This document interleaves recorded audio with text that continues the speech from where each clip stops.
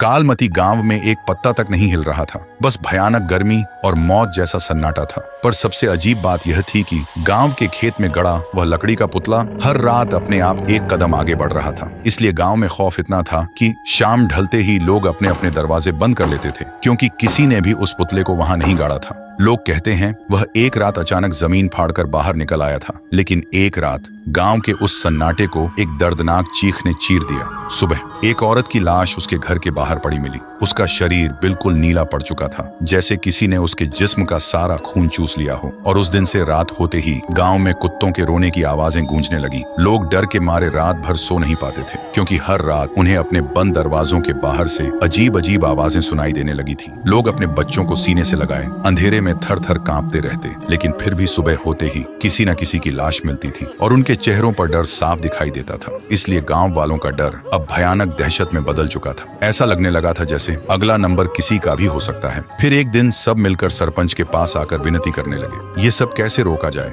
गांव वालों की दहशत देखकर सरपंच ने आखिरकार रात में एक तांत्रिक को बुलाया। तांत्रिक ने आते ही महसूस किया जैसे किसी ने वहां की हवा से जिंदगी ही निचोड़ ली हो। फिर वह अपनी आंखें बंद करता है और देखता है कि कुछ वक्त पहले चांदनी नाम की लड़की अपनी बीमार माँ के लिए रात के अंधेरे में दूसरे गांव से वैद्य को बुलाने जा रही थी। लेकिन कुछ दूर जाते ही उसके सामने सरपंच का बेटा आया और उसके साथ दरिंदगी की। फिर उसे मारकर खेत में फेंक दिया। उधर बेटी के इंतजार में बीमार माँ ने भी तड़प कर दम तोड़ दिया। लेकिन चांदनी की आत्मा बदले की आग में उस खेत में रखे उस पुतले में कैद हो गई थी और तब से वह पूरे गांव को मिटा देना चाहती है। यह नजारा देखकर तांत्रिक की रूह कांप उठी। फिर उसने गांव वालों के सामने सारा सच बता दिया। सच सुनते ही सरपंच का सिर शर्म के मारे झुक गया। अगली सुबह गांव वालों की भीड़ उस खेत के किनारे खड़ी थी। भीड़ के आगे सरपंच था और उसके पैरों में गिड़गिड़ाता हुआ उसका अपना बेटा। सरपंच की आंखों में आंसू थे, पर हाथ में एक कुल्हाड़ी थी। तभी उसने एक झटके में अपने ही बेटे का सिर धड़ से अलग कर दिया। खून के छींटे सीधा उस पुतले पर जा गिरे और सरपंच घुटनों के बल जमीन पर गिरकर रोते हुए बोला,